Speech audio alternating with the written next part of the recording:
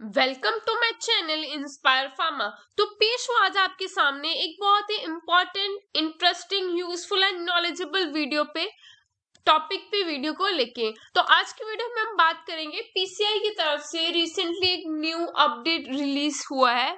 Pharmacy council of India ने एक notice release किया है अभी रिसेंटली, कल की डेट में 31 दिसंबर 2024 में 2024 के लास्ट डे में एक नोटिस देखने को मिला है, जिस नोटिस के बारे में आज हम इस वीडियो में कंप्लीट डिस्कशन करेंगे। तो जैसे कि आप सबको पता है, काफी टाइम से ये सब कुछ चल रहा है। कभी इसका नोटिफिकेशन आ रहा है, कभी वो एग्जाम डेफर मींस पोस्टपोन हो रहा है, कभी फीस रिफंड करने की बात चल रही है। सारा कुछ कभी से काफी टाइम से चल रहा है। तो आज की वीडियो में हम इसी टॉपिक्स के से रिलेटेड कुछ इंपॉर्टेंट इंफॉर्मेशन पे बात करेंगे। तो चलिए करते हैं स्टार्ट अपनी इस वीडियो को without any further delay. Let's get started.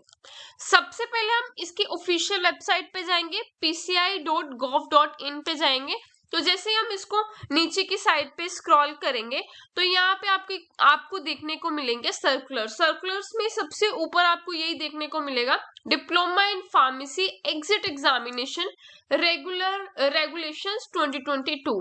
तो इधर अटैचमेंट पे आप क्लिक करोगे तो आपको ये कुछ इस टाइप की पीडीएफ देखने को मिल जाएगी।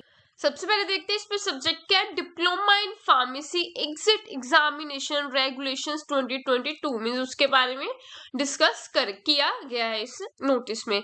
उसके अलावा यहाँ पे the registrar of all the state pharmacy council, then all the state governments और यूटीज, देन उसके बाद रहेगा all approved pharmacy institutions conducting B pharm course. ये सभी जो ये 3 पॉइंट्स है, इनके लिए ये वाला जो नोटिस है ये काफी इंपॉर्टेंट रहने वाला है।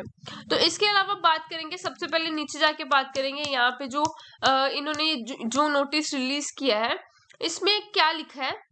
PCI wide various communications to Road Ministry for approval of the proposal amendment in Regulation 6 of Diploma in Pharmacy Exit Examination Regulations 2022 as required under Section 10 of the Pharmacy Act 1948 for publication in the Gazette of India so that the one paper can be conducted instead of 3 papers, yes, to avoid financial burden on the students। जी हाँ, तो यहाँ पे बात करें कि PCI wide जो ministry है उसको जो मिनिस्ट्री को रिक्वेस्ट की जा रही है अप्रूवल के लिए, किस चीज के अप्रूवल के लिए, कि जो ये एग्जाम जो डी फार्म में एग्जिट एग्जाम में उन्होंने अपने एक नोटिफिकेशन में मेंशन किया था कि 3 पेपर्स होंगे, means part A, part B and part C, three वो पार्ट्स में वो एग्जाम को कंडक्ट करेंगे। तो उसी से रिलेटेड उनको रिक्वेस्ट की जा रही है कि वो ये चीज अप्रूव कर दें कि जो 3 पेपर्स है उनकी जगह एक पेपर लिया जाए। यहाँ पे मेंशन है 1 paper can be conducted instant of 3 papers.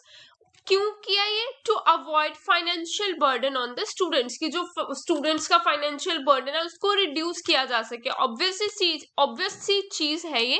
अगर आपके 3 पेपर्स होंगे तो आपकी फीस हाई रहेगी, अगर आपका एक पेपर रहेगा तो आपकी उसके अकॉर्डिंग की फीस जो है वो रिड्यूस रहेगी। तो ये यहाँ पे एक बहुत ही अच्छा पॉइंट देखने को मिल रहा है। उसके अलावा the council is continuously receiving the number of request from diploma in pharmacy students who is admitted in diploma in pharmacy in 2023। जो काउंसिल है वो अगेन एंड अगेन बहुत सारे मतलब नंबर्स में रिक्वेस्ट उनको रिसीव हो रही है, किनकी, जिन्होंने 2022 टू 2023 वाले सेक्शन में जो एकेडमिक सेशन है उसमें डिप्लोमे के लिए एडमिशन ली थी और उनका जो डिप्लोमा है वो 23-24 में कंप्लीट हुआ है। वो उनको रिक्वेस्ट कर रहे हैं बार बार इस चीज के लिए। They are unable to get any job और work as they are not registered as a pharmacist. क्यों कर रहे हैं? बिकॉज वो ये चीज अपनी बताना चाह रहे हैं कि वो अभी एक कोई भी जॉब करने के लिए या कोई भी ऐसा काम करने के लिए जिसके लिए उनको एक फार्मासिस्ट का सर्टिफिकेट होना, एज अ फार्मासिस्ट रजिस्टर होना बहुत ही इम्पॉर्टेंट है वो उस टाइप का कुछ काम नहीं कर पा रहे, मीन्स उनको ना तो कोई जॉब कर पा रहा, वो जॉब के लिए भी एलिजिबल नहीं रहेंगे विदाउट रजिस्ट्रेशन। उसके अलावा फर्दर इट वाज डिसाइडेड, ये डिसाइड हुआ to post the circular on PCI website for all the state pharmacy councils or state governments or UTs and approved pharmacy institutions conducting D-Pharm course requesting to issue registration certificate to the students who are admitted in Diploma in Pharmacy 22-23 academic session and complete their courses in 23-24 academic session for 1 year। जी हाँ, जो candidates है, जो students हैं, जो अपनी D pharm का course है जो वो कंप्लीट कर चुके हैं 23-24 के सेशन में, जिन्होंने एडमिशन ली थी 22-23 में, तो उनको 1 ईयर के लिए अभी रजिस्ट्रेशन जो सर्टिफिकेट है वो प्रोवाइड किया जाए till the exit exam will be conducted. जब तक ये एग्जाम कंडक्ट नहीं होता तभी तक के लिए रहेगा, लेकिन ये 1 ईयर के लिए रहेगा। And not renew the certificate without clearing the exam, जब तक आप ये एग्जाम क्लियर नहीं करते तो आप ये सर्टिफिकेट को रिन्यू नहीं करवा सकते। मीन्स आपको ये 1 ईयर के लिए ही सर्टिफिकेट मिलेगा।